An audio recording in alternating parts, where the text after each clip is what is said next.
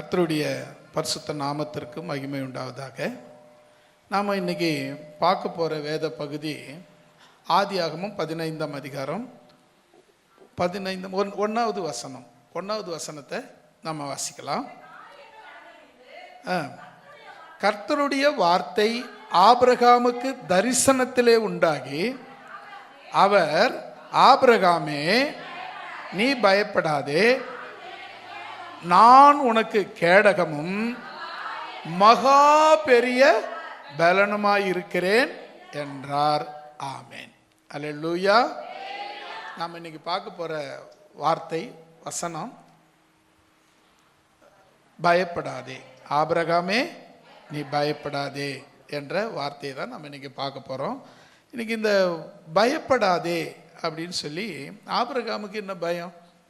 அவன் செல்வ சீமானா இருக்கிறான், எல்லாம் வசதியாக இருக்கிறான், ஆடு மாடு திரளான ஆடு மாடு இருக்குது, எல்லாம் குடும்பம் இருக்குது, எல்லாம் இருக்குது.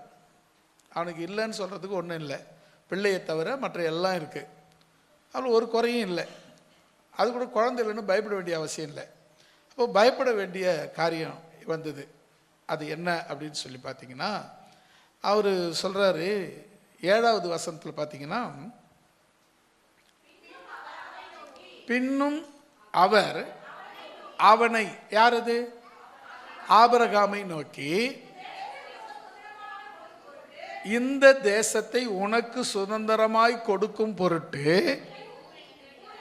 உன்னை ஊர் என்னும் கல்தேயருடைய தேசத்திலிருந்து அழைத்து வந்த கர்த்தர் நானே என்றார்.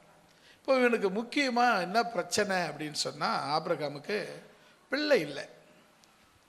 அவங்களுடைய வேலைக்காரன் வீட்டில் பிறந்த குழந்தைங்க தான் இவனுடைய வாரிசாக இருக்கிறாங்க. அதனால ரொம்ப சலிச்சு போயிட்டான். ஆண்டவரே, எனக்கு என்ன இருக்குது, என் வீட்டில் வேலைக்காரன் தான் என்ன ஆள்றான், அவங்க பிள்ளைங்க தான் என்னை ஆள்றாங்க அப்படின்னு சொல்லி சொல்கிறான். அப்போது அவர் சொல்கிறாரு, இல்லை இல்லை, நான் உனக்கு ஒரு பிள்ளையை கொடுப்பேன் அப்படின்னு சொல்லி ஒரு பிள்ளையை கொடுத்தாரு. அது ஈசாக்கு. இப்போ முக்கியமாக அவனை எங்கிருந்து அழைச்சேன் அப்படிங்கிறது ரொம்ப முக்கியம். அந்த பார்த்தீங்கன்னா, ஊர் என்கிற கல்தேயர் தேசத்திலிருந்து தேவன் இவரை அழைத்தார். இப்போ இந்த ஊர் எங்கே இருக்குது? இந்த கல்தேயர் தேசத்தில் இந்த ஊர் எங்கே இருக்குது? இந்த ஊருன்னு குறிப்பிடுறதுக்கு காரணம் என்ன அப்படின்றது ரொம்ப முக்கியமானது. அதுக்கு வசனம் ஒரு ஆதாரமாக இருக்குது. யோசுவாவின் புஸ்தகம் 24ஆம் அதிகாரம் 2வது 3வது வசனத்தை நீங்கள் வாசித்தீங்கன்னா உங்களுக்கு அதிலிருந்து சரியான தெளிவான வசனம் புலப்படும்.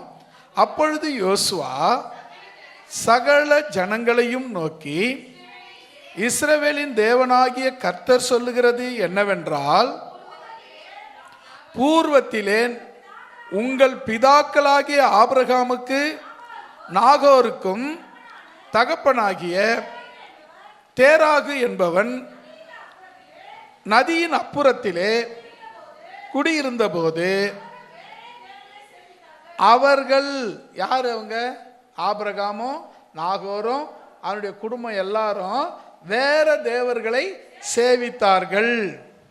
13, நான் நதிக்கு அப்புறத்தில் இருந்த உங்கள் தகப்பனாகிய ஆபிரகாமை அழைத்து கொண்டு வந்து அவன் கானான் தேசம் எங்கும் சஞ்சரிக்க செய்து அவன் சந்ததியை திரட்சியாக்கி அவனுக்கு ஈசாக்கை கொடுத்தேன். அல்லேலூயா.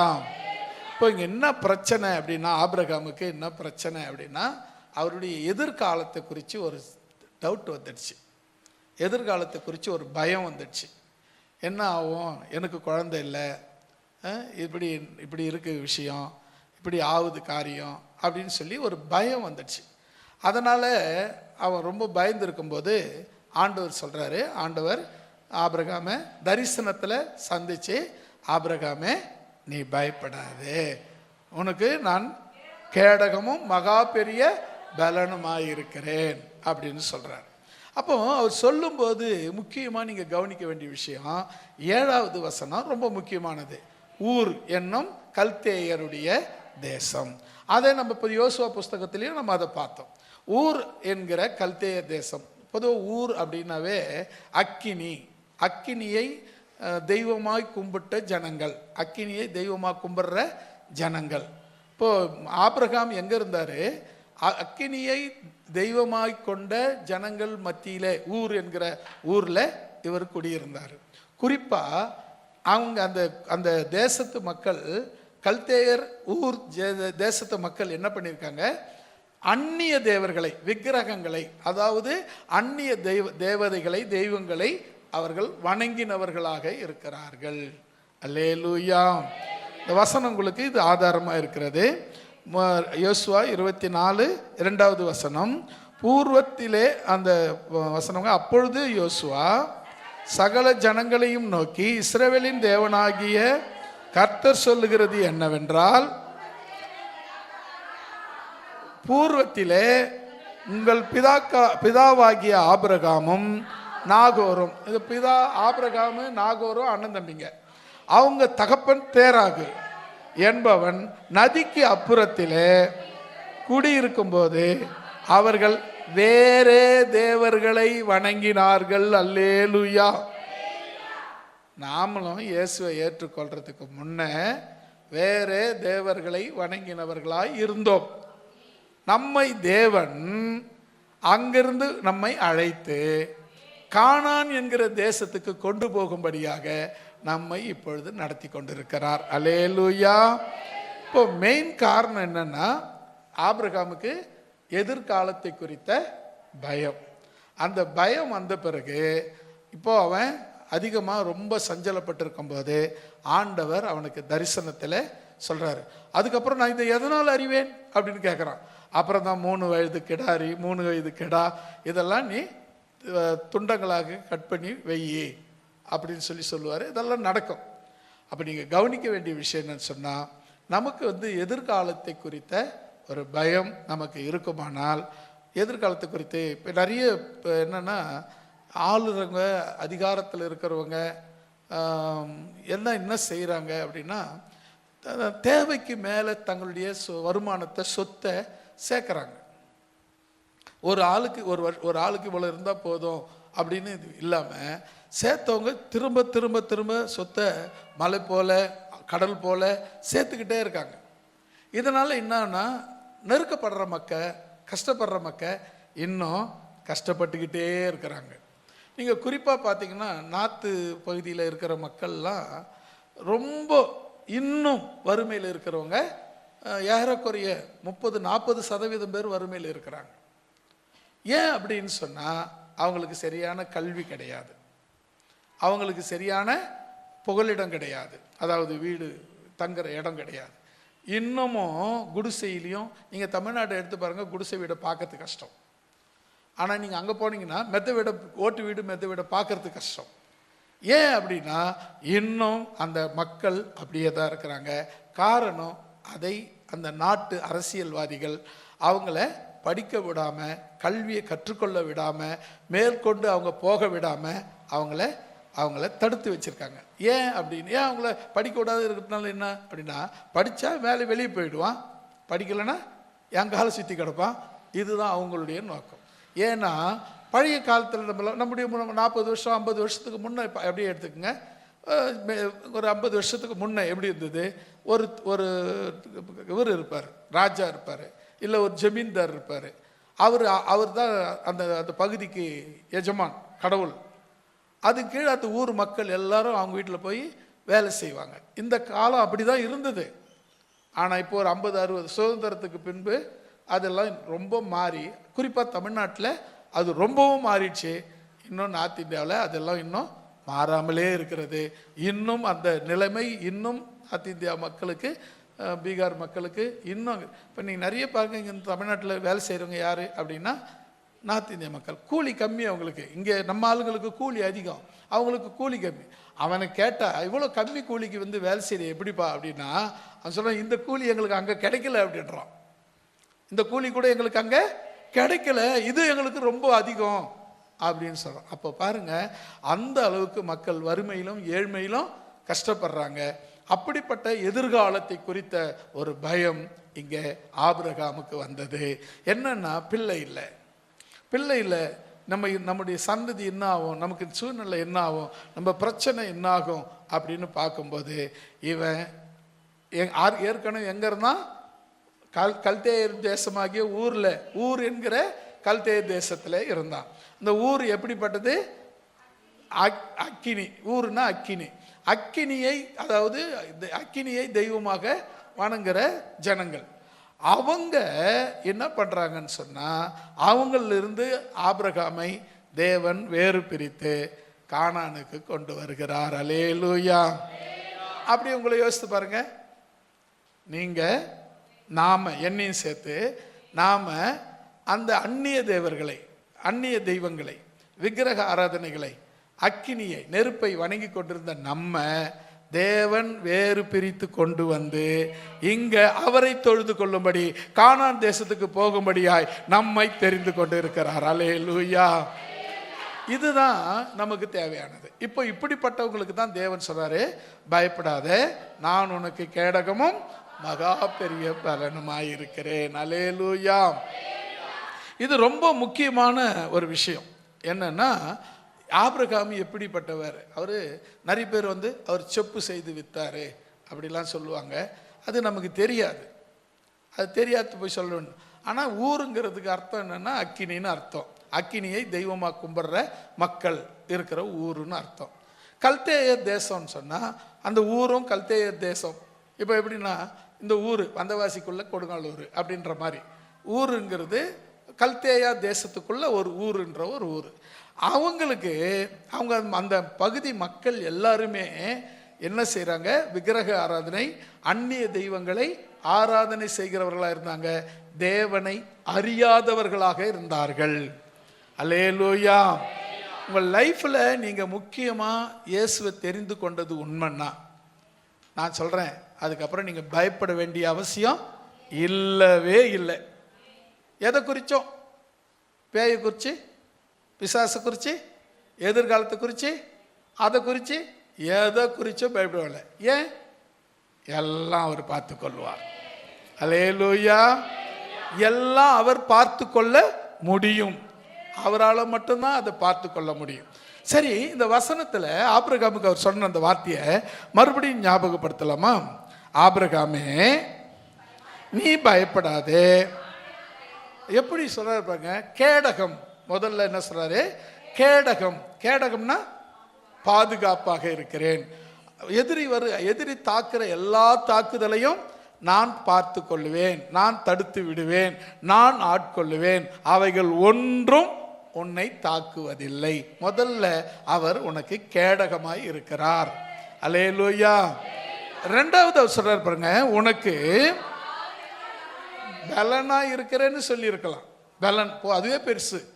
அதுல எப்படிப்பட்ட பலன்னா மகா பெரிய பலன். நீங்க யோசிச்சு பாருங்களேன், இதெல்லாம் சாத்தியமா? இப்ப நம்மளுடைய எதிரி எப்படி இருக்கிறான்? பிசாசு. அவன் பயங்கர பராக்கிரம வல்லமையோடு இருக்கிறான். நாம் எப்படி இருக்கிறோம்? ஒன்றுமே இல்லாத சப்பியும் சொத்தியும் சப்பியுமா கிடக்கிறோம். ஆனால் நீங்கள் யோசித்து பார்க்க வேண்டிய விஷயத்தில் இருக்கு என்ன தெரியுமா? எதிரி கோலியாத்து பயங்கர உருவம், நல்ல உயரம், நல்ல கனம், ஏறக்குறைய 6 முழம் 1 ஜானு, ஏறக்குறைய 10 அடி உயரம், அதுக்கேற்ற உடம்பு. அவன் கையில் இருக்கிற ஈட்டிய பனைமரத்தை 4 பிறந்தா ஒரு பகுதி வச்சிருப்பாங்க பாருங்க, அந்த பெரிய தடி நம்ம கை இப்படி பிடிச்சா தான் அந்த பிடிக்க முடியும். இப்படி பிடிச்சாவே நம்ம அதை நிற்க வைக்க முடியாது, சாய்வாதம் கூட விழுவோம். அதை சாதாரணமாக அசால்ட்டாக பிடிச்சி நின்றுங்கிறான். அவனை பார்த்து எல்லாம் பயப்படுது. இராணுவமே பயப்படுது, இஸ்ரவேலின் இராணுவமே பயப்படுது, எல்லாம் பயந்துட்டு இருக்காங்க. ஆனால் ஒரு சின்ன பையன் பயப்படவே இல்லைங்க. அல்லேலூயா. ஒரு சின்ன பையன் பயப்படவே இல்லை, துணிஞ்சு வந்தான். ஒரே ஒரு அந்த கவனை அடிக்கிற கவனக்கல் அடிக்கிற அந்த கவனை அடிக்கிறது, கவனைன்னு பேர் அதுக்கு, அதை கையில் எடுத்துன்னு வந்தான். ஆற்றுல போனால் ஒரு 5 கூழாங்கல்ல பெருக்கி அந்த பை ஒன்று வச்சுருப்பாங்க, ஆடு மேய்க்கிற ஒரு பை, அந்த பையில் போட்டுக்கினான். வந்தான், அவனை பார்த்தான். அவன் கேட்குறான், ஏய் என்னடா சின்ன பையா, நீ என்ன தடி எடுத்துன்னு வர, நானா என்னை பார்த்தா உனக்கு நாய் மாதிரி தெரியுதா அப்படின்னா. அவன் சொல்கிறான், நீயும் உன் பலத்தோடு வர, நான் நீ நிந்திக்கிற என் இயேசுவின் நாமத்தில் வருகிறேன் என்று சொன்னான். அல்லேலூயா. இப்போ பலன் எங்கிருந்து வந்து, சின்ன பையன் இவனுக்கு பலன் எங்கிருந்து வந்ததுன்னா தேவனிடத்திலிருந்து வருகிற அந்த பெரிய பலன். அல்லேலூயா. அந்த பலன் தான் நாங்கள் அவசியம். நீ யார் எப்படி இருக்கிறங்கிறது முக்கியம் இல்லை, உனக்குள்ள இருக்கிறவர் பெரியவர். அல்லேலூயா. ஐயா, நான் ரொம்ப பலவீனமானவங்க, நான் ரொம்ப சப்பங்க, நான் ரொம்ப முட்டி எழுந்திருக்க முடியாத மூட்டு வலி பிடிச்சவங்க, நான் ரொம்ப வயிற்று வலி பிடிச்சவங்க, நான் ரொம்ப பலவீனங்க, எழுந்து தள்ளாடி தள்ளாடி தடமாடி வர்றங்க என்று சொல்லுகிற உங்களை பார்த்து ஆண்டவர் சொல்லுகிறார், உங்களுக்குள்ள இருக்கிற இயேசு பெரியவர். அல்லேலூயா. உலகத்தில் இருக்கிறவனிலும் உன்னில் இருக்கிற இயேசு பெரியவர். அல்லேலூயா. இப்போ சொன்ன வார்த்தை கரெக்டு தானே? உனக்கு நான் எப்படி இருக்கிறேன்? மகா பெரிய பலனாக இருக்கிறேன். அப்போ மகா பெரிய பலன். நாம ஆள் நம்மளை பார்த்து மதிப்பிடாதீங்க. உங்களை நான் இப்படி செய்துடுவேன் அப்படி பண்ணாதீங்க. உங்களுக்குள்ள இருக்கிற ஆண்டவரை வச்சுதான் நீங்க எந்த ஒரு முடிவும் எடுக்கணும். அதுதான் சரியான முடிவா இருக்கும், அதுதான் கரெக்டான காரியமா இருக்கும். இப்போ நம்ம பார்த்து சொல்றாங்க, பிசாசு சொல்றான், ஏய் நீயா என்னை எதிர்த்து நின்றியா, எனக்கு விரோதமா ஜெபம் பண்றியா, என்ன அழிச்சிடுன்னு ஜெபம் பண்றியா, உன்னால முடியுமா அப்படின்னு உன்னை மிரட்டுறான். கனவுல மிரட்டுறான், நேரா மிரட்டுறான். பிசாசு உங்களை மிரட்டுறான். ஐயோ பிசாசே மிரட்டிட்டான், அவள் தான் விட்டுடலாம் ஓடிடலானா? இல்லைங்க, அவனை காட்டிலும் உனக்குள்ள இருக்கிற இயேசு பெரியவர். அல்லேலூயா. உனக்குள்ள மகா பலனை கொடுக்கிற இயேசு பெரியவர். உனக்குள்ள மகா சக்தியை கொடுக்கிற இயேசு பெரியவர். உன்னை உயிர்ப்பிக்கிற இயேசு பெரியவர். உன்னை திடப்படுத்துகிற இயேசு பெரியவர். அதனால ஆபிரகாமுக்கு அவர் சொன்னது சரிதான். என்ன சொன்னாரு? ஆபிரகாமே பயப்படாதே, நான் உனக்கு கேடகமும், கேடகம்னா பாதுகாப்பாகவும் மகா பெரிய பலனுமாய் இருக்கிறேன். யாரு வந்தாலும் உன்னை ஒன்னும் செய்ய முடியாது. அல்லேலூயா. யாரும் ஒண்ணு செய்ய முடியாது. இப்படி சொல்லுங்க, என்ன யாராலும் ஒண்ணு பண்ணவே முடியாது. ஏன் தெரியுமா? எனக்குள்ள இருக்கிற இயேசு பெரியவர். அல்லேலூயா. உங்களுக்குள்ள இருக்கிற இயேசு பெரியவர். அல்லேலூயா. நாம பலவீனமானவங்க தான், நான் சப்பதான். ஆனா எனக்குள்ள இருக்கிற ஆண்டவர் பலவீனமானவர் அல்ல, அவர் சப்ப இல்ல, அவர் பலமுள்ள ஆண்டவர். அல்லேலூயா. அதனால நம்ம தைரியமாய் எதையும் நம்ம சுய பலத்தால நம்மளால ஒன்றும் செய்ய முடியாது, தேவனுடைய பலத்தால் செய்ய முடியும். அதனால தான் எதிர்காலத்தை குறித்து பயந்த ஆபிரகாமை பார்த்து ஆண்டவர் சொன்னார், பயப்படாதே, நான் உனக்கு கேடகமும் மகா பெரிய பலனுமாயிருக்கிறேன் என்று சொன்னார். அதே தான் உங்களுக்கு சொல்கிறேன். உங்களுடைய எதிர்காலத்தை குறித்தும் உங்களுடைய தேவையை குறித்தும் உங்களுடைய பிரச்சனையை குறித்தும் நீங்கள் கலங்கி தகச்சி நின்னீங்கன்னா உங்களை பார்த்து சொல்கிறேன், ஆண்டவர் சொல்கிறாரு என்ன தெரியுமா? பயப்படாதே. உங்கள் பேரை வச்சுக்கோங்க, ஆபிரகாம்ன்ற இடத்துல உங்கள் பேரை வச்சுக்கோங்க. பயப்படாதே, நான் உனக்கு கேடகமும் மகா பெரிய பலனுமாயிருக்கிறேன். அல்லேலூயா. அடுத்ததாக இன்னொரு வசனத்தை கூட நம்ம வாசிக்கலாம். ஆதியாகமத்தின் புஸ்தகம் 28ஆம் அதிகாரம் 24வது வசனம்.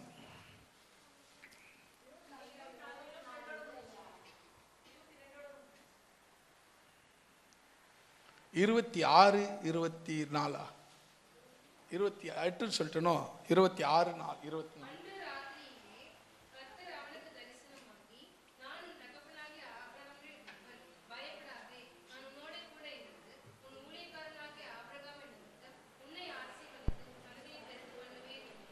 ஆமென். அல்லேலூயா சொல்லலாமா? இவ்வளவுதானா?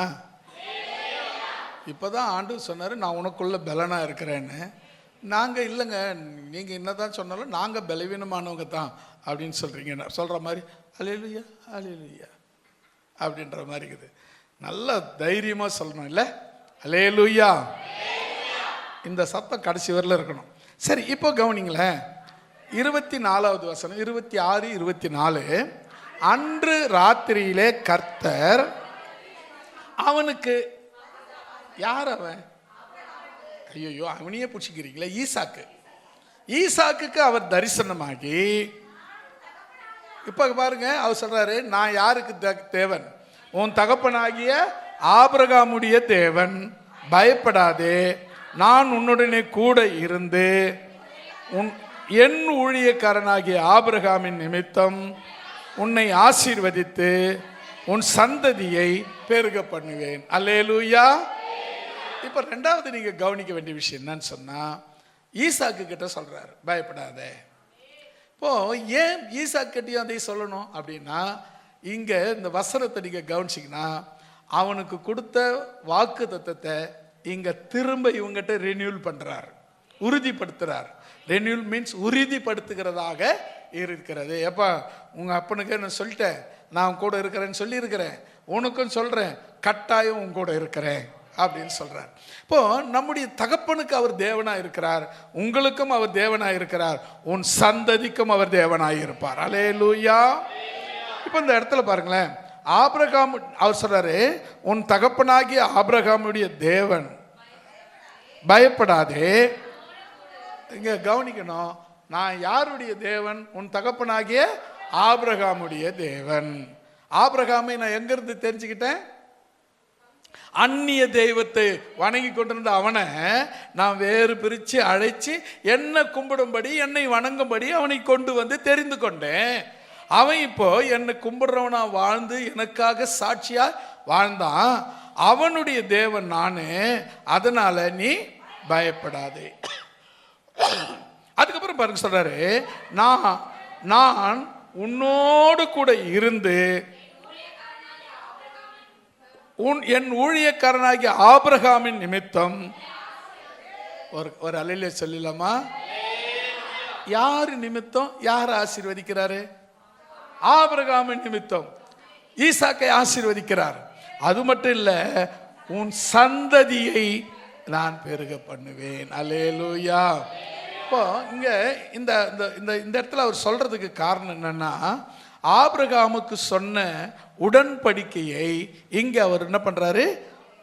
புதுப்பிக்கிறார், இல்லைன்னா உறுதிப்படுத்துகிறார், இல்ல அதை திடப்படுத்துகிறார் என்று சொல்லலாம். அல்லேலூயா. ஏன்னா நமக்கு அப்புறம் நம்ம பிள்ளைங்க இவ்வளவு பக்தியா இருப்பாங்களா? அவங்க மற்ற பிள்ளைகளோட, மற்ற ஆட்களோட, மற்ற உலகத்து ஆட்களோடு கூட பழகும்போது சில நேரங்களில் அவங்களுக்கு சோர்வு வந்துடும், தேவனை குறித்த அறியாமை அவங்களுக்குள்ள வந்துடும். அப்படி வரக்கூடாதுன்னு தான் ஈசாக்கு தேவன் சந்திச்சு சொல்றாரு, பயப்படாத, உங்க அப்பாவுக்கு நான் தான் தேவன், உனக்கும் நான் தான் தேவன், உன் சந்ததிக்கும் நான் தான் தேவன். அல்லேலூயா சொல்லி அவர் ஆசீர்வதிக்கிற தேவனாய் இருக்கிறார். மூன்றாவதாக, நியாயாதிபதிகளின் புஸ்தகம் 6ஆம் அதிகாரம் 27, 22, 23 ஆகிய வசனங்கள். நியாயாதிபதிகள் 6.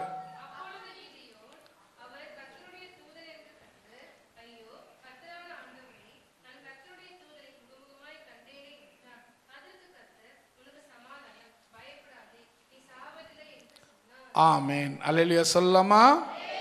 இப்போ நீங்க கவனிக்க வேண்டிய கவனிக்க வேண்டிய விஷயம் என்னன்னா, பழைய ஏற்பாட்டு காலத்தெல்லாம் தேவனையோ, தேவனுடைய சாயலையோ, தேவனுடைய தூதனையோ நேருக்கு நேராக முகமுகமா சந்திச்சா அவங்க செத்துருவாங்க.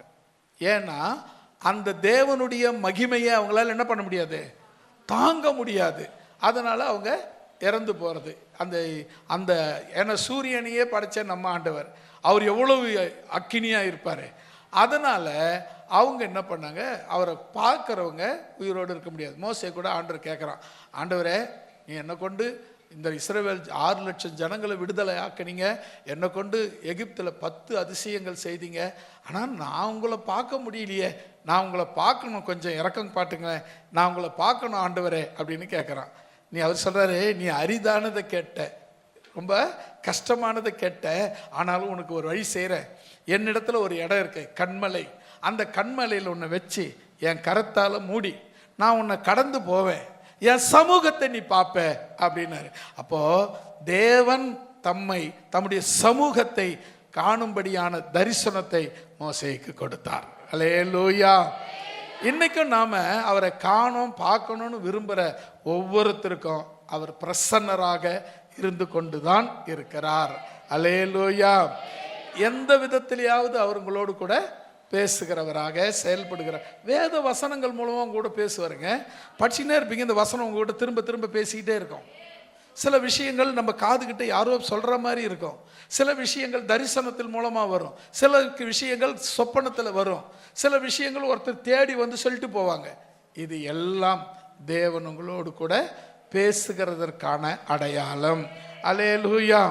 இப்போ கிதியோன் பற்றி உங்களுக்கு தெரியும் எல்லாருக்கும். கிதியோன் அவர் என்ன பண்ணுறார், கர்த்தருடைய தூதனை கண்டு, ஐயோ கர்த்தரான ஆண்டவரே, நான் கர்த்தருடைய தூதனை முகமுகமாய் கண்டேன் என்றான். அதற்கு கர்த்தர், உனக்கு சமாதானம், நீ பயப்படாதே, நீ சாவதில்லை என்றார். அல்லேலூயா. இப்போ இங்க கவனிக்க வேண்டிய விஷயம் என்னன்னா, இவன் என்னத்துக்கு பயப்படுறான்? இவன் எதுக்கு பயப்படுறான்? இப்போ கர்த்தரை பார்த்தவங்க என்ன பண்ண முடியாது, உயிரோடு இருக்க முடியாது. ஆகினால நான் சாக போறேன் அப்படின்னு பயப்படுறான். அதுக்கு ஆண்டவர் சொன்னாரு, நீ பயப்படாத, நீ சாவதில்லை என்று சொன்னார். அப்போ அவன் என்ன பண்ணான், ஒரு பலிபீடம் கட்டி அந்த பலிபீடத்துக்கு என்னன்னு பேர் வச்சான் தெரியுமா? யெகோவா ஷாலோம் அப்படின்னு பேர் வச்சான். தேவன் சமாதானத்தை கொடுக்கிற தேவன் என்று பெயரிட்டான். அல்லேலூயா. இப்போ இங்க இந்த வசனம் 23வது வசனம் பாருங்க. அதற்கு கர்த்தர், உனக்கு சமாதானம், பயப்படாதே, நீ சாவதில்லை என்று சொன்னார். அவன் என்ன பண்ணா, ஒரு பலிபீடத்தை கட்டி அந்த பலிபீடத்துக்கு என்னன்னு பேர் வைக்கிறான்? யெகோவா ஷாலோம் அப்படின்னு பேர் வைக்கிறான். அப்ப யெகோவா ஷாலோம்னா என்ன அர்த்தம்? யெகோவா என்கிற தேவன் எனக்கு சமாதானமான தேவன், சமாதானத்தை கொடுக்கிற தேவனாய் இருக்கிறார். அல்லேலூயா. சில நேரத்தில் ஒன்று மாற்றி ஒன்று பிரச்சனை வந்துக்கிட்டே இருக்கும், நிம்மதியே இல்லைன்ற மாதிரி இருப்பீங்க. உங்களுக்கு சொல்லட்டுமா, நீங்கள் ஆராதிக்கிற தேவன் சமாதானத்தின் கர்த்தர். அல்லேலூயா. சமாதானமே இல்லையா, ஒரே டென்ஷன் ஆகுது, பிரச்சனையாக இருக்கா? ஒன்றே ஒன்று செய்யுங்க, ஒரு இடத்துல தேர்ந்தெடுத்து ஒரு இடத்துல அமைதியாக உட்காந்துக்குங்க, கெட்டியமாக காலை பிடிச்சிக்குங்க. யாக்கோபு போல காலை கெட்டியமாக பிடிச்சிக்குங்க. ஒரே வார்த்தை சொல்லுங்க, ஆண்டவரே எனக்கு சமாதானத்தை கொடுக்கலன்னா உம்மை போக விட மாட்டேன், எனக்கு மகிழ்ச்சியை கொடுக்கலன்னா உம்மை போக விட மாட்டேன், என்னை ஆசீர்வதிக்கலைன்னா நான் உம்மை போக விட மாட்டேன், என் பிரச்சனையை தீர்க்கலைன்னா நான் உம்மை போக விட மாட்டேன், என் தேவையை சந்திக்கலைன்னா நான் உன்னை போக விட மாட்டேன் சொல்லி பாருங்களேன். அவர் உன் பிரச்சனைகள், உன் போராட்டங்கள், உன் தொல்லைகள், உன் அவமானங்கள், உன்னுடைய வேதனைகள் எல்லாம் மாறி போகும். அல்லேலூயா. யெகோவா ஷாலோம், சமாதான யெகோவா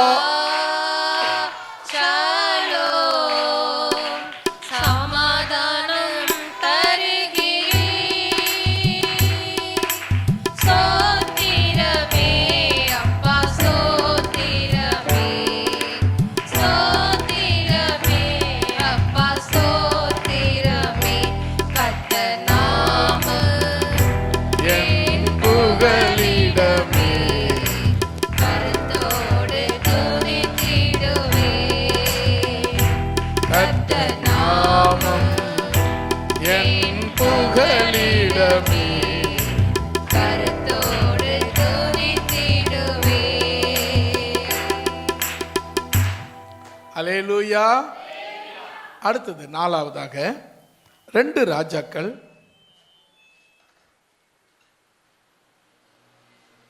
4 பெல் அடிக்காமல் பார்த்துக்குங்க. ஃபோன் வச்சுக்கிறது நான் தப்புன்னு சொல்ல மாட்டேன், ஃபோனு பெல் அடிக்கக்கூடாது. சர்ச்சுக்கு வந்துட்டால் அதுவும் ஃபோனே வரக்கூடாது, அது மாதிரி சைலண்ட் போட்டு வச்சுக்கோங்க. அது இன்னும் தேவனை விட அது பெருசானா கிடையாது. நம்முடைய பிரச்சனையை விட அது பெருசானா அது ஒன்றும் கிடையாது. அப்படி யோசிச்சு பாருங்களேன். நீங்கள் எங்ககிட்டலாம் என்கிட்ட இருக்கிற ஃபோனு காஸ்ட்லியான ஃபோனு. எப்போவாவது நம்ம சர்ச்சுக்குள்ளே பார்த்துருக்கீங்களா? பார்த்துருக்க மாட்டீங்க. ஏன் அப்படின்னா அது நான் தேவனுக்கு கொடுக்குற மரியாதை. அல்லேலூயா. அவர் கொடுத்தாரு, அவர்கிட்ட சீன் கட்டினேன். ஹலோ சொல்லுங்க ஆண்டவரே, பிரைஸ் எல்லாம் அப்படின்னு சொல்லிக்கிட்டு இருந்தோன்னு வச்சுக்க, பளிச்சுன்னு செவுல் மேலேயே ஒன்று கொடுத்து, ஃபோனு கொடுத்தா எனக்கே சீன் காட்டுறியாடான்னு ஒன்று பளிச்சுன்னு செவுல் மேலேயே கொடுப்பார். அதனால் தயவுசெய்து ஃபோனு வச்சுக்குங்க, நான் வேணான்லாம் சொல்ல மாட்டேன், அவசியமானது தான் அது. ஆனால் ஆலயத்துக்குள்ளே தேவனை தொழுது கொள்கிற அந்த டைமில் அடிக்காத பார்த்துக்குங்க. ஓகேவா? நம்ம தேவனுடைய வார்த்தைக்கு நேராக போகலாம். 4வதாக 2 ராஜாக்கள் 1ஆம் அதிகாரம் 15வது வசனம். 2 ராஜாக்கள் 1:15. அப்பொழுது கர்த்தருடைய தூதன் எலியாவை நோக்கி, அவனோடு கூட இறங்கிப்போ, அவனுக்கு பயப்படாதே என்றான். அப்படியே அவன் எழுந்து அவனோடு கூட ராஜாவினிடத்திற்கு இறங்கி போய் அவனை பார்த்து, இஸ்ரவேலில் தேவன் இல்லை என்றா, எத்ரோவின் தேவனாகிய பாகால் கிட்ட போனியா அப்படின்னு கேட்குறார். போதும், நமக்கு தேவையானது வந்துச்சு. என்ன சொல்றாரு அப்படின்னா, இஸ்ரவேலில் தேவன் இல்லையா? நீங்கள் ஜெபம் பண்ணுற ஆண்டவர்களுக்கு பதில் கிடைக்கலையா? அதுக்குள்ளே ஏன் குறி கேட்கறதுக்கு போகிறீங்க, சூனியம் வைக்கிறதுக்கு போகிறீங்க, பிசாசு பார்க்குறீங்க, பேர் ராசி பார்க்குறீங்க, கல்யாணத்துக்கு ஜோசியம் பார்க்குறீங்க, கல்யாணத்துக்கு நல்ல நாள் பார்க்குறீங்க, கெட்ட நாள் பார்க்குறீங்க, என்னத்துக்கு இதெல்லாம்? அப்போ நான் உங்களுக்கு தேவன் இல்லையா அப்படின்னு எலியா மூலமாக அந்த ராஜாவை கேட்குறாரு. இப்போ இந்த ராஜா உடம்பு சரியில்லாத படுத்துடுறான். இவன் என்ன பண்ணுறான்னு சொன்னால், நீங்கள் போய் அந்த அந்த அந்த ஊர் அந்த என்ன ஊர், அது என்ன ஊர் பேர் இப்போ படிச்சிங்களே,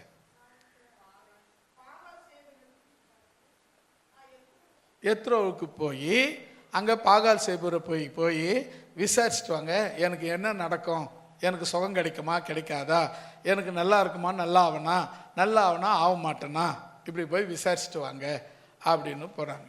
இவன் வழியில் சந்தித்து இவர் என்ன பண்ணுறாரு, அவங்க போகிறவங்கள சந்தித்து ராஜா கிட்ட அனுப்புகிறாங்க. இது போட்டு இவன் போய் ராஜா கிட்ட போய் அவங்க சொல்கிறாங்க இது மாதிரி விஷயம். ராஜா கிட்ட சொன்ன உடனே அவர் எலியா தான், நீங்கள் போய் அவரை அழைச்சிட்டு வாங்கன்னு ஒரு இராணுவ தலைவனையும் ஒரு 50 பேர் அவங்க கூடயும் அனுப்புகிறாரு. இவன் மலை மேலே ஏறி உட்காந்துங்கிறான். எலியாவே தேவனுடைய மனுஷனே, இது மாதிரி ராஜா உன்னை அழைக்கிறார் வான்னு சொல்லி கூப்பிட்ட உடனே, நான் தேவனுடைய மனுஷன் உண்மைன்னா நீயும் 50 பேரும் எரிஞ்சு போங்கடான்ட்டாரு. நான் தேவனுடைய மனுஷன்றது உண்மைன்னா நீங்கள் என்ன பண்ணுங்க, எரிஞ்சு போங்கடான்னு. 2வது ஒரு 50 பேர் வரான், ஒரு இராணுவ தலைவன் வரான், அவனையும் பார்த்து அப்படி தான் சொல்லிட்டாரு. 3வது ஒருத்தன் வரான், அவன் என்ன பண்ணுவான், அவனை வந்தவன்லாம் என்ன பண்ணானுங்க, எலியா உன்னை ராஜா கூப்பிட்றாரு அப்படின்னு வந்தான்.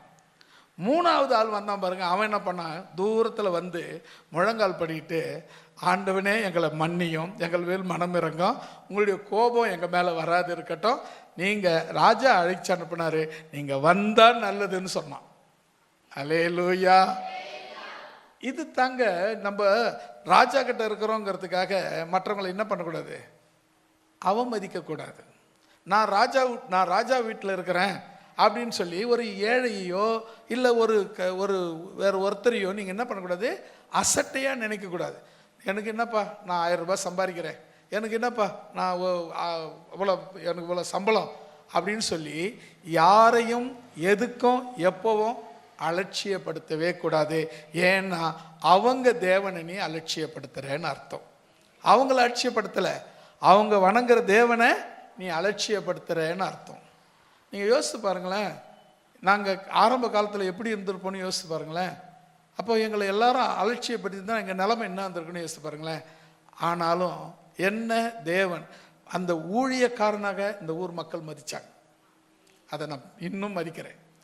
அவங்க என்னை பார்க்கும்போது அவங்களுக்கு நான் ஒன்றும் பெருசாக எதுவும் செய்யலை. ஆனால் என்னை பார்க்கும்போது அந்த தேவனுடைய பிரசன்னத்தை என் முகத்தில் பார்த்தாங்க, என்னை மதித்தாங்க.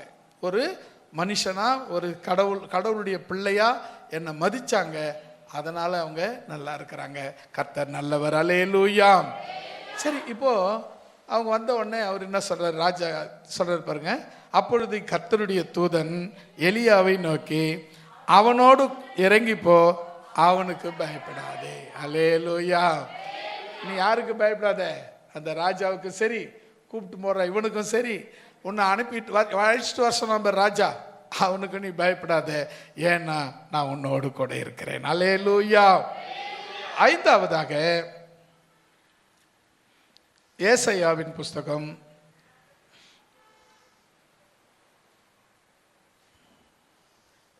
இதுக்கு எதுக்கு பயப்படான்னு சொன்னா, மேலான அதிகாரங்களுக்கு பயப்பட வேண்டாம். மேலான அதிகாரங்களுக்கு பயப்பட வேண்டாம். ஐந்தாவது ஏசாயா 41:10.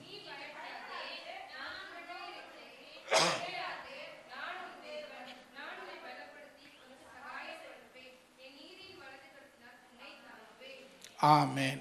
வரல்ல சொல்லமா? மறுபடியும் படிங்க.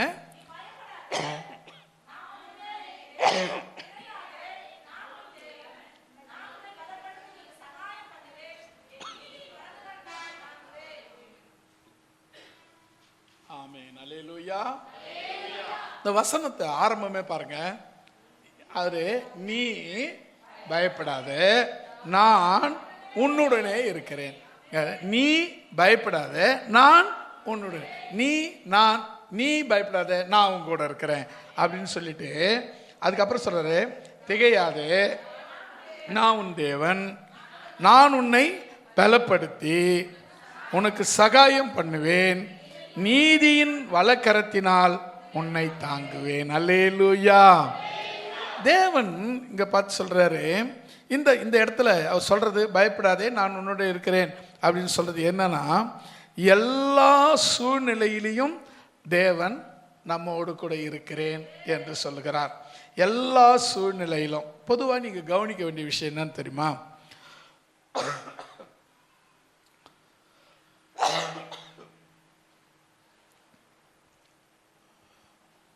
வாழ்க்கையில் ஒரே மாதிரியான சூழ்நிலை இருக்காது.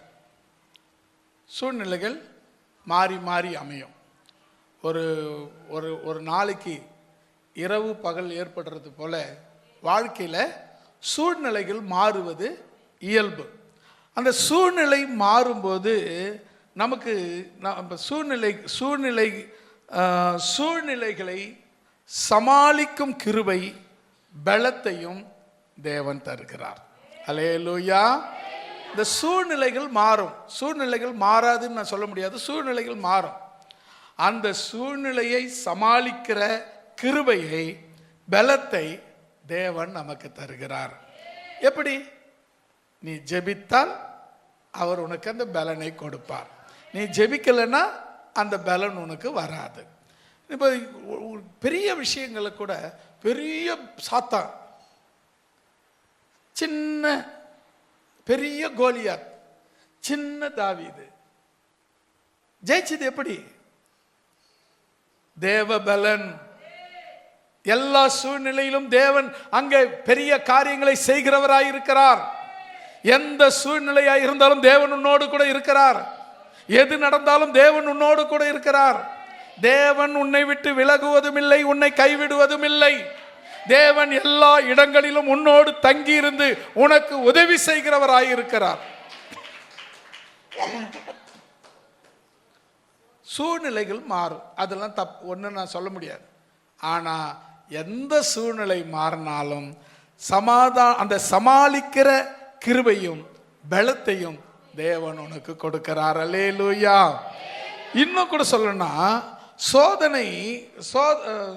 சோதனையின் காலம் நமக்கு சமாதானம் தருகிற சோதனை காலத்தில் தேவன் நமக்கு சமாதானத்தை ஊற்றுகிற ஊற்று தண்ணீராக இருக்கிறார்.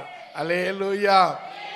இந்த சில நேரங்கள் பார்த்தீங்கன்னா, என்ன போல யாருமே கஷ்டப்பட்டிருக்க முடியாது அப்படின்னு சொல்லுவாங்க. நீங்கள் கேட்டிருப்பீங்களா? என் கஷ்டத்தெல்லாம் சொன்னால் வண்டியாக ஏற்றலாம். எல்லாருக்கும் பின்னாலேயும் ஒரு கஷ்டம் இருக்கும். அது இல்லாமல்லாம் யாருமே இருக்க முடியாது. ஒவ்வொருத்தருக்கு பின்னாலேயும் ஒரு பெரிய கஷ்டம் இருக்குங்க. ஒவ்வொருத்தருக்கு பின்னாலேயும் ஒரு பெரிய பாரம் இருக்கு. ஒவ்வொருத்தருக்கு பின்னாலேயும் ஒரு பெரிய ஸ்டோரி இருக்கு.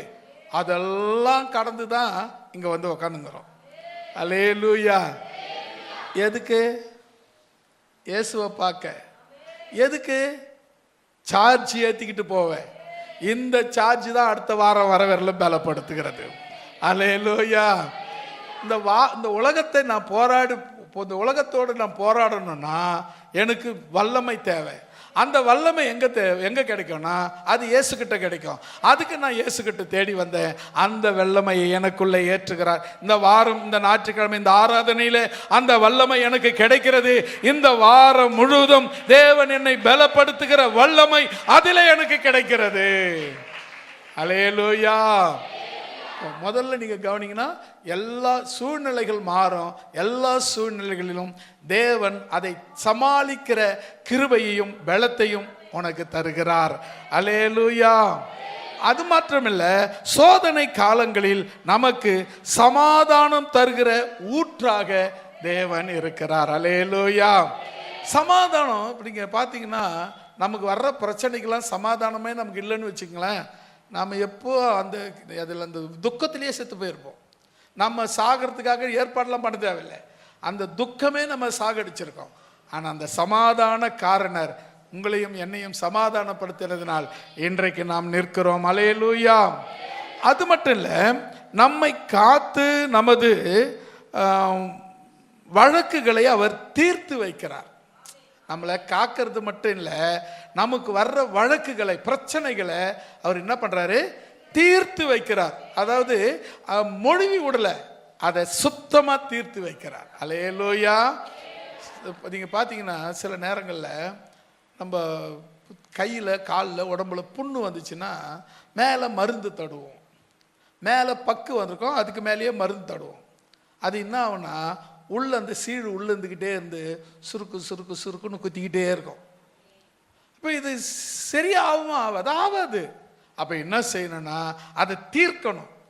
அந்த புண்ணை தொடச்சி எடுத்து கிளீன் பண்ணிட்டு அதுக்கப்புறம் தான் மருந்து அப்ளை பண்ணணும். அப்போ தேவன் அதை தான் செய்கிறாரு. அந்த பிரச்சனையை உன்னிலிருந்து முற்றிலுமாய் தீர்க்கிறவராக இருக்கிறார். அவர் முற்றிலும் தீர்க்கிறவர். அவர், மறுபடியும் சொல்றேன், தேவன் உன்னோடு கூட இருக்கிறார். நீ பயப்படாதே, நான் உன்னோடு இருக்கிறேன் என்று சொன்னவர் நமக்கு எப்படி இருக்கிறார், எப்படிலாம் இருக்கிறார் அப்படின்னு சொன்னா, ஒரு விஷயத்தை முதல் தெரிஞ்சுக்க. வாழ்க்கையில எல்லா நிலையிலும், சூழ்நிலைகளிலும் அதை சமாளிக்கிற கிருபையையும் பலத்தையும் தேவன் கொடுக்கிறார். அல்லேலூயா. இரண்டாவதாக, சோதனை காலத்தில் நமக்கு சமாதானத்தின் ஊற்றாக அவர் நமக்கு இருக்கிறார். மூன்றாவதாக, நம்மை காத்து நமது வழக்குகளை எல்லாம் தீர்த்து வைக்கிறவராக தேவன் இருக்கிறார். அல்லேலூயா. இந்த வசனம் எவ்வளவு சொல்லுது, அதுக்கு ஏற்ற காரியங்கள். பயப்படாதே, நான் உன்னுடனே இருக்கிறேன், திகையாதே, நான் உன் தேவன், நான் உன்னை பலப்படுத்தி நான் உனக்கு சகாயம் பண்ணுவேன், உன்னை நீதியின் வலக்கரத்தினால். இப்போ நான் சொன்னது பூரா இந்த வசனத்துக்குள்ள இருந்துச்சா? ஆமென். அல்லேலூயா. நான் சொன்னேன், உன் வழக்குகள் எல்லாம், உன் வாழ்க்கையில் என்ன சூழ்நிலை வந்தாலும் அவர் அதை தாங்குற, மேற்கொள்கிற பலத்தையும் கிருபையும் கொடுக்கிறார்னு சொன்னா இந்த வசனத்தில் அதெல்லாம் வந்துடுச்சா? ரெண்டாவது, அந்த சமாதானத்தை கொடுக்கிற ஊற்றாக அவர் இருக்கிறார் சொன்னா அது இந்த வசனத்தில் வந்துடுச்சா? மூன்றாவது, அவர் எல்லா காலங்களிலும் சூழ்நிலைகளையும் தேவன் நமக்காக சரியாக மாற்றுகிற தேவனாக இருக்கிறார். அல்லேலூயா. அதான் அதே அதிகாரத்தில், அதே வசனத்தில், அதிகாரத்தில் 43:5 வசனத்தை பாருங்களேன். 43:5, பயப்படாதே, நான் உன்னோடு இருக்கிறேன், உன் சந்ததியை கிழக்கிலிருந்து வரப்பண்ணி உன்னை மேற்கில் இருந்து கூட்டி சேர்ப்பேன். அல்லேலூயா. இப்போ ஒரே ஒரு விஷயத்தை மட்டும் நீங்க தெரிஞ்சுக்க வேண்டும், நீங்க பயப்படாதீங்க. அல்லேலூயா. பெரிய சிங்கம் போல எதிர்க்க ஒரு பெரிய பயங்கரம் வந்து நிக்குதுங்க எதிர்க்க. யாவங்க பயப்பட மாட்டான். சும்மா மேலுக்கு வேணா இங்க நின்னு சொல்லலாம், பயப்படாத பயப்படாதன்னு. ஆனா உண்மைதான். ஆனா நான் என்ன பார்க்கும்போது நான் பயப்படலாம். எனக்குள்ள இருக்கிறவரை பார்த்தா நான் பயப்பட வேண்டிய அவசியம் இல்லை. அல்லேலூயா. ஒவ்வொருத்தருக்குள்ளும் அவர் இருக்கிறாருங்க. உங்க ஒவ்வொருத்தருக்குள்ளும் அவர் இருக்கிறாரு. நீங்க அவரை உண்மையா இருக்கிறது உண்மையா நீங்க உணர்ந்தீங்கன்னா தோல்வி உங்களுக்கு இல்லை. பாட்டு கூட பாடுனீங்களே, இல்ல இல்ல இல்ல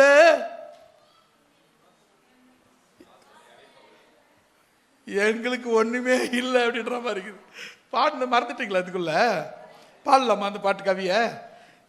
இல்ல இல்ல இல்ல என் வாசலை அடைப்பவன் இல்ல, இல்ல இல்ல இல்ல என்னை எதிர்ப்பவன் பூமியில் இல்ல, இல்ல இல்ல இல்ல என் வாசலை அடைப்பவன் இல்ல, இல்ல இல்ல இல்ல என்னை எதிர்ப்பவன் பூமியில் இல்ல. நீ திறந்தால் அதை அடைப்பவன் இல்லை, நீ கட்டினான் அதை இடிப்பவன் இல்லை, நீ திறந்தால் அதை அடைப்பவன் இல்லை, நீ கட்டினான் அதை இடிப்பவன் இல்லை, இல்லை இல்லை இல்லை என் வாசலை அடைப்பவன் இல்லை, இல்லை இல்லை இல்லை என்னை எதிர்ப்பவன் பூமியில் இல்லை, இல்லை இல்லை இல்லை என் வாசலை அடைப்பவன் இல்லை, இல்லை இல்லை இல்லை என்னை எதிர்ப்பவன் பூமியில் இல்லை. அல்லேலூயா. தொடரலன்னு பார்த்தா இன்னும் மொத்தம் இதில் எடுத்து வச்சுக்கிற பயப்படாதுன்னு எடுத்து வச்சுக்கிற வசனம் மொத்தம் எத்தனைன்னு சொல்லிடுறேன். அது வசனம் கூட சொல்ல முடியாது. 27 வசனம் எடுத்து வச்சுருக்கேன். இப்போ இதுவரையிலும் சொன்னது 5 வசனம் தான் சொல்லியிருக்கிறேன். அதனால் இதுக்கப்புறமும் அதை சொல்லி டக்கு டக்குன்னு சொல்லி புரியாத சொல்கிறதுக்கு எனக்கு விருப்பம் இல்லை. சமயம் வாய்ச்சா கர்த்தர் இன்னொரு முறை இதை சொல்லும்படி வாய்ப்பு கொடுத்தாருன்னா நான் சொல்கிறேன். இப்போ சொன்னதை மட்டும் கொஞ்சம் அப்படியே கொஞ்சம் ரெனியூல் பண்ணிக்கலாமா? முதல்ல ஆபிரகாமை பார்த்து பயப்படாதேன்னு சொன்னார். எதுக்காக பயந்தாவன்? எதிர்காலத்தை குறித்து பயம். நமக்கு எல்லாருக்கும் இருக்கு அந்த எதிர்காலத்தை குறித்து பயம்.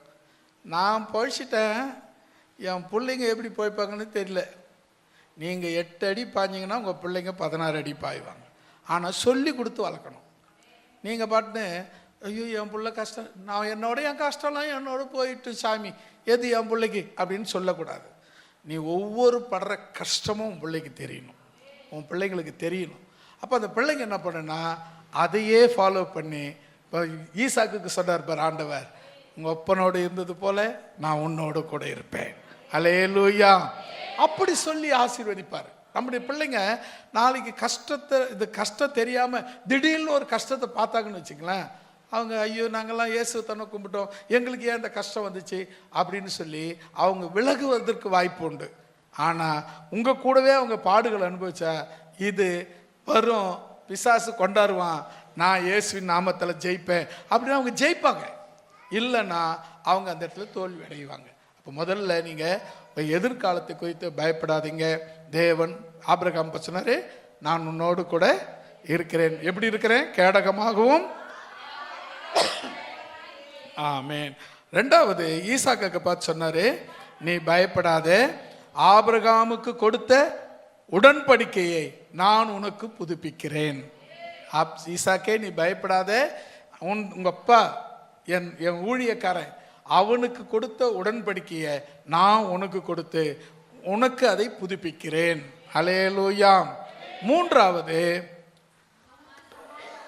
அதாவது தேவனை சந்தித்ததுனால செத்து போவோமோ என்கிற பயம் வந்தபோது நீ சாவதில்லை, நான் உன்னை காக்கிற தேவன் இருக்கிறேன் என்று சொல்லி சமாதானத்தை கொடுத்தார். அவன் உடனே அதுக்கு நன்றி கடனாக ஒரு பலிபீடத்தை கட்டி அதுக்கு யெகோவா ஷாலோம் என்று பெயரிட்டான். சமாதான கர்த்தர் என்னோடு இருக்கிறார் என்று அர்த்தம் கொள்ளும்படியாக. நான்காவதாக மேலான அதிகாரங்களுக்கு நீங்க என்ன பண்ணக்கூடாது? பயப்படக்கூடாது. அப்ப எதுக்கும் அதிகாரத்துக்கெல்லாம் பயப்பட மாட்டீங்களா? நீங்க ஜெபம் பண்றவங்களா இருந்தா பயப்பட வேண்டிய அவசியம் இல்லை. நீங்க எதிர்த்து நிற்க வேண்டிய போறது இல்லையே. நீங்க ஜெபம் பண்றவங்களா இருந்தா எல்லாத்தையும் ஆண்டவர் நீங்க பார்த்துக்குங்க. இவங்க ஒரு பிரச்சனை, அரசியல்வாதி பிரச்சனை பண்றாங்க, இவங்க அவங்க பிரச்சனை பண்றாங்க, அவங்க இப்படி பிரச்சனை பண்றாங்க, நீ ஜெபத்தில் சொல்ல போற. அவங்களாட்ட போய் எதிர்த்து நிற்க வேண்டிய அவசியம் உனக்கு இல்லையே. ஆமே. அப்ப நீ எங்க நிற்க போற? ஜெபத்தில் நிற்க போற. அங்க உங்ககிட்ட எதிர்த்து நிற்க ஆளு கிடையாது. அதனால உனக்கு அங்க ஒன்றும் சம்பவிக்காது. அதுதான் மேலான அதிகாரங்களுக்கு நீ பயப்பட வேண்டாம். ஐந்தாவதாக எல்லா சூழ்நிலையிலும் தேவன் உங்களோடு கூட இருக்கிறார். அல்லேலூயா. அந்த வசனம் ரொம்ப அழகா சொல்லுது. வாழ்க்கையில சூழ்நிலைகள் மாறி மாறி வரும். ஒரே மாதிரியா இருக்குன்னு நினைக்காதீங்க. இப்போ காலையில் ஆரம்பிக்கும் போது காலையில் ஆரம்பிச்சது, இப்போ மத்தியானம் ஆச்சு, சாயங்காலம் பொழுது போயிடும், அப்புறம் இருட்டிடும், திரும்ப நைட்டு 12 மணி நேரம் இருட்டிலே இருப்போம், திரும்ப 12 மணி நேரம் கழிச்ச உடனே வெளிச்சம் வரும், 12 மணி நேரம் கழிச்சு வெளிச்சம் மறுபடியும் வரும். அப்போ நாம நோக்கம் என்னன்னு சொன்னா, பிரச்சனை வந்துச்சு இவ்வளவுதான் முடிஞ்சதுன்னு நினைக்காத. இல்லை, பிரச்சனை முடியும், அதுக்கு ஒரு முடிவு வரும் அப்படின்னு நம்ம எதிர்பார்த்து கொண்டிருக்கணும். அதுதான் எல்லா சூழ்நிலையும் நீங்க ஆராதிக்கிற உங்க தேவன் உங்களோடு கூட மட்டும்தான் இருக்கிறார். அல்லேலூயா. இந்த நம்பிக்கையோடு கூட நாம ஜெபம் பண்ணுவோம். கர்த்தர் நம்மை ஆசீர்வதிப்பாராக. கர்த்தரால் ஏவப்பட்ட யாராவது ஒருவர் சத்தத்தை உயர்த்தி ஜெபிக்கலாமா?